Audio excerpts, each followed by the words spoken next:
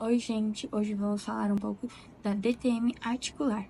Mas antes da gente entender o que é DTM em si, devemos explicar e falar um pouco sobre o funcionamento da articulação temporomandibular. A ATM recebe este nome pois ela fica entre o osso temporal e o mandibular. Podemos descrevê-la como uma articulação dobradiça, pois ela se move em um eixo, fazendo flexão e extensão, como por exemplo o cotovelo ou até mesmo o joelho. A característica única da ATM é o disco articular, que é uma cartilagem elástica e flexível que serve para amortecer os impactos e não ficar osso com osso. Então, a cabeça do côndilo e a fossa articular. E o disco fica entre esses dois. A cartilagem é dividida em dois compartimentos, sendo a inferior responsável pelos movimentos de translação, que é o movimento de lateralidade ou protrusão da mandíbula, e a superior é responsável pelo movimento de rotação, que é o movimento de abrir e fechar. Até os 20 milímetros, ela é considerada movimento de rotação. A partir daí, já é a translação. Além disso, o disco não tem terminações nervosas e nem vasos sanguíneos, por isso não tem sintomatologia dolorosa.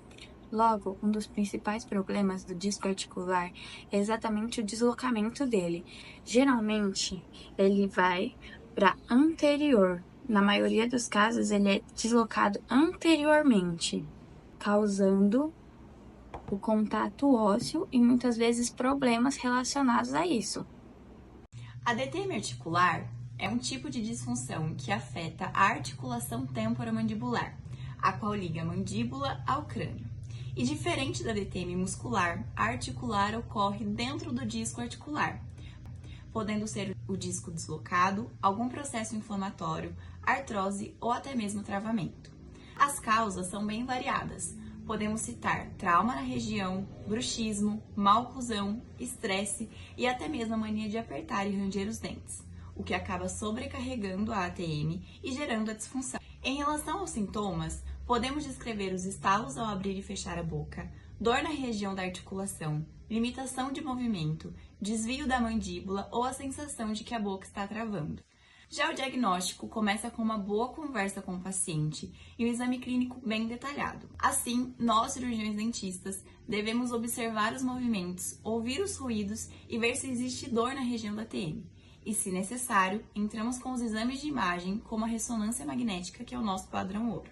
E falando um pouco sobre a diferença da DTM articular para a DTM muscular, basicamente uma mexe com a estrutura da ATM e costuma ter estalos, travamentos e dor localizada.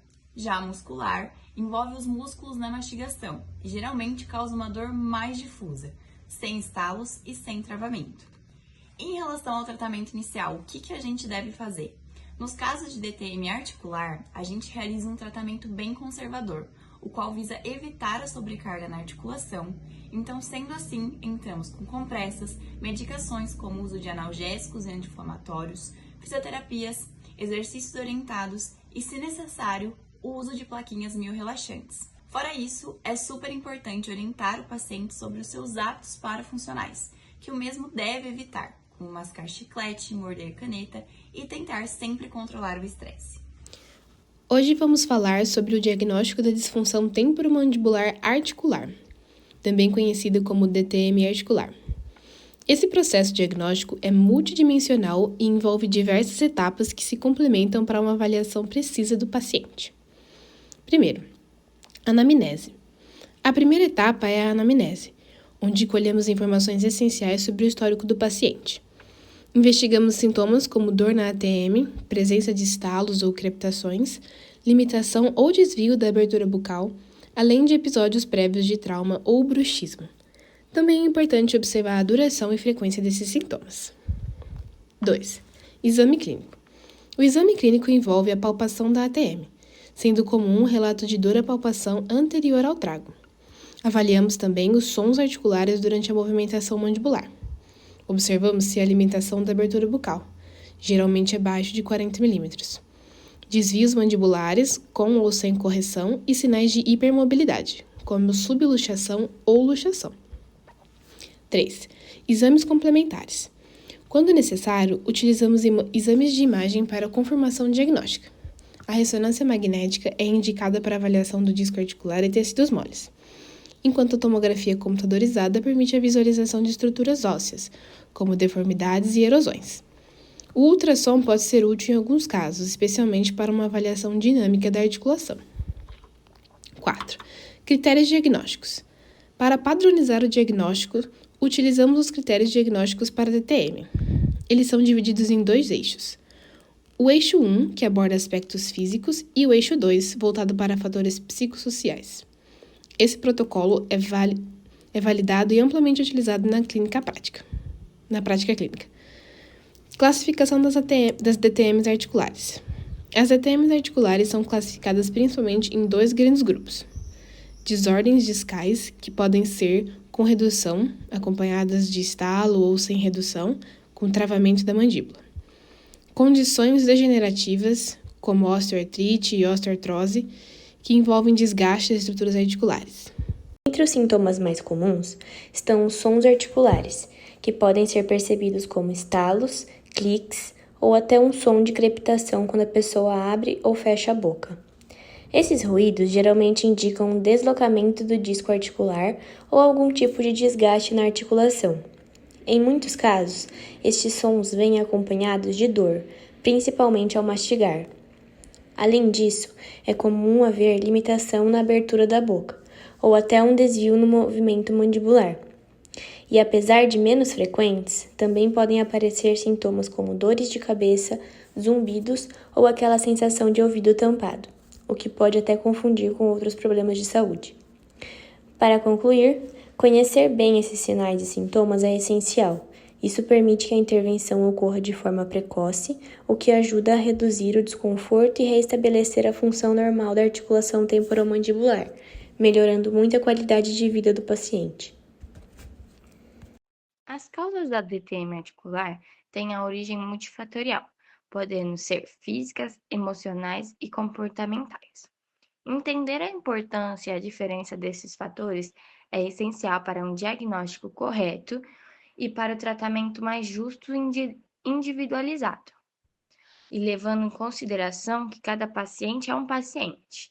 Dentre os fatores que influenciam, podemos citar os fatores mecânicos, onde estão associados problemas estruturais e musculares, como deslocamento do disco articular, onde o disco fica dentro da articulação da mandíbula ou sai do lugar, causando dor, estalos ou travamento. Também tem a hiperatividade muscular, onde o músculo trabalha além do normal, ficando tensionado e novamente dolorido, que pode estar associado ao bruxismo ou traumas articulares. E ainda a maloclusão, que é quando os dentes não se encaixam corretamente ao fechar a boca, que pode sobrecarregar a mandíbula. Ainda tem os fatores funcionais, que se referem a movimentos ou posturas inadequadas da mandíbula, como a hipermobilidade da ATM, onde a articulação se movimenta mais do que o normal, podendo causar estalos, dores e desgaste. E o apertamento dental, quando a pessoa fica pressionando os dentes, geralmente por causa de tensão ou estresse. Ainda tem os fatores psicossociais, como o estresse, a ansiedade e a depressão, que são gatilhos que aumentam a tensão muscular, podendo agravar a DTM ou ainda piorar o estado de bruxismo. Os hábitos parafuncionais, que são fatores repetitivos e sem função útil, mas sobrecarregam a articulação. Exemplo deles tem o hábito de roer unha, morder objeto, mascar chiclete em excesso, ou bruxismo. O fator degenerativo, que pode causar desgaste ou inflamação das articulações, como a artrite, que é a inflamação da articulação causando dor, inchaço e limitações de movimento.